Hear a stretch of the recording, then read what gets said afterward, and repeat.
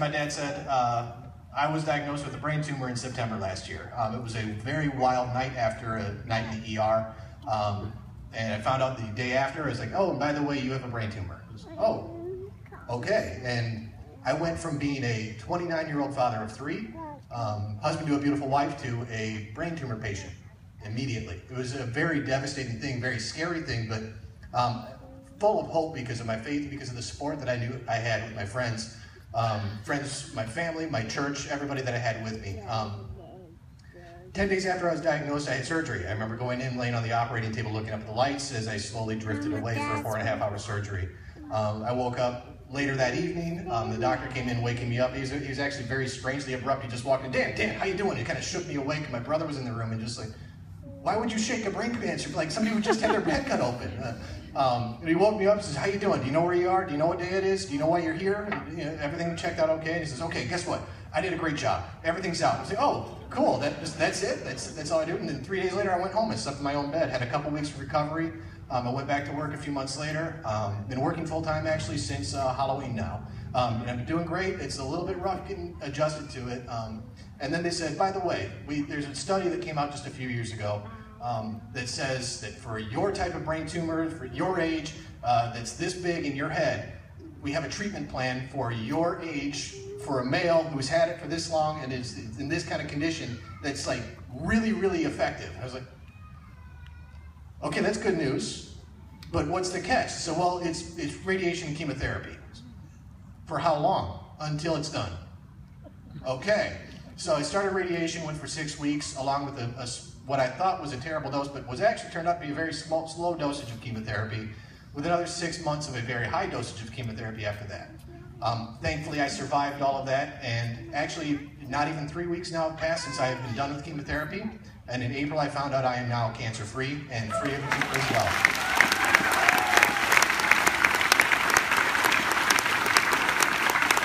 I owe so much of that to my family, to my faith, and to my friends around me that have supported me. Actually, pretty much everybody down in the front over here have been just phenomenal people in my life that have helped me stay on my feet when I didn't think I could. They're awesome. I love them all. They've done a great job. I want to back up a little bit, though, to when I talked about there was a recent study that came out that said, by the way, we have a treatment just for this. Unfortunately, I'm a very lucky person because I had that for me. There is not a whole lot of research done. There's not a whole lot of advocacy done for brain cancer. Before I had this, and I'm not ashamed to admit it, I didn't know that brain cancer had a month of awareness. I didn't know that brain tumors had a month. Everybody thinks, okay, October's breast cancer awareness. What's brain cancer? And nobody knows. It turns out May, the entire month of May, is brain cancer awareness month. They even have a color. It's gray. It's not that pretty, but it's gray, and we have a color. So I wanted to change that, and I said, okay, is anybody doing anything about this? Because this was a big deal to me, and it's a big deal to a lot of people. There are hundreds of thousands of Americans that live with brain tumors or have diagnosed, treated, they're living with it, they're just dealing with it, and it doesn't seem like there's anybody really talking about it ever. So I sought out some people, like, say, okay, who's doing anything? Who's saying something? Who's writing to legislators? Who is doing anything to raise awareness for it? And I found one organization. There are a couple out there, but one in particular stood out to me, and that's the National Brain Tumor Society, which I've recently joined up with. I would love to be able to share with you more about that, but I just kind of signed up in the last few months, so I don't know that much. So I brought a recent friend of mine out, Mrs. Holly Hauska from the National Brain Tumor Society, who's going to tell you a little bit more about what they do and how you can get involved and help as well. Holly, if you could join me here.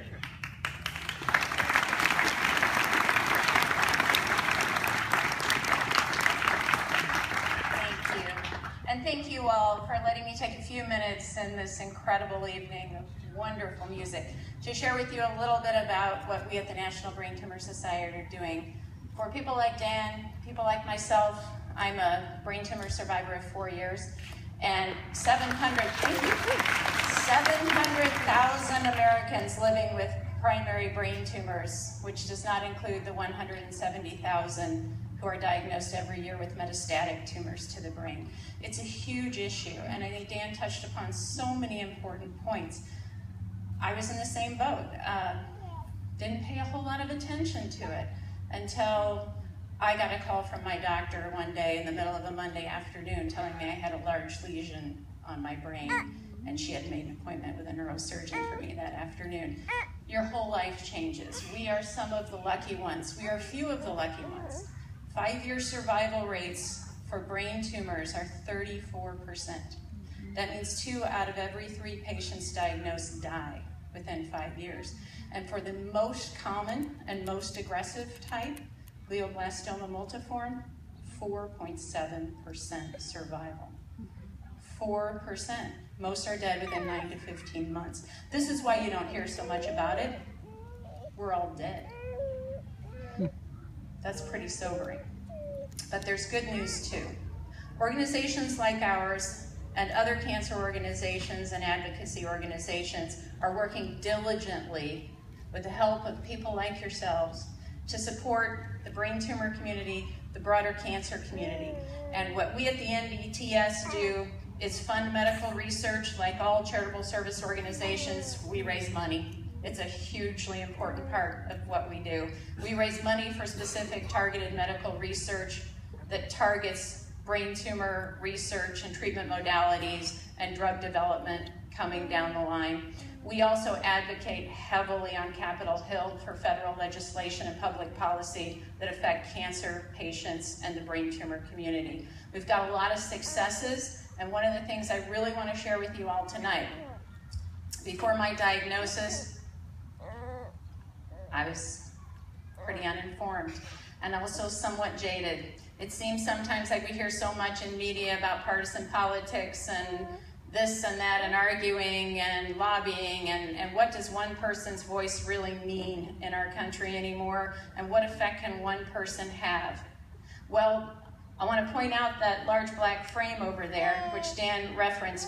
That is a proclamation from Governor Bruce Rauner declaring the month of May as Brain Tumor Awareness Month in the state of Illinois. That's what one person, one nobody, did this May. And what that does is open the doors for us to go to community groups, to go to schools, to go into corporations, and to raise awareness about the need for this community and funding and research, et cetera, et cetera. We also are working, as I said, very diligently and very regularly on Capitol Hill, and we've had some huge strides there. Last week, the House passed the 21st Century Cures Act, a comprehensive cancer patient act that will open doors and jumpstart clinical trials for cancer patients, that will streamline the very convoluted process of FDA review and approval of cancer treatment drugs, and that will give attention to government funding for medical research for cancers. We're on an enormous precipice of major discovery in cancer treatment, major discovery. Genotyping of tumors coming out of the Mayo Clinic, where Dan mentioned his own treatment modalities came from, is going to change the face of cancer treatment across a broad scope of cancers, and it's already coming into place. Last month, 2 major studies published in the New England Journal of Medicine, the foremost medical peer-reviewed journal, about that. And those treatments not only apply to brain cancers, but they extrapolate to lung cancers, pancreatic cancers, MS, leukemia, a host of different things. It's a precipice of precision medicine. You'll hear that term. You've heard our president use that term. And funding for the 2016 budget for the National Institutes of Health is another thing that we at NBTS are very, very involved in lobbying for. Because the National Institutes of Health is the primary research organization in our country and holds a key leadership role in organizing and performing clinical trials for cancer patients of all kinds, including brain tumor patients. So we've got a little table set up down here, and we'd love to talk to you over the break. And we thank you for your attention tonight, and we thank this man so much, and we're so happy to be standing on the stage.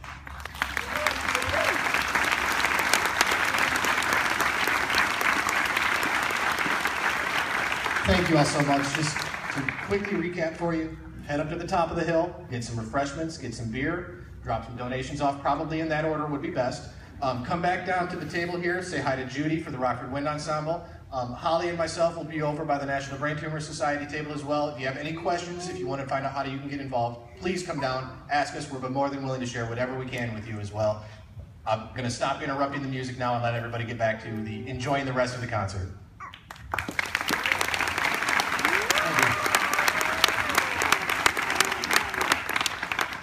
The golden age of Broadway began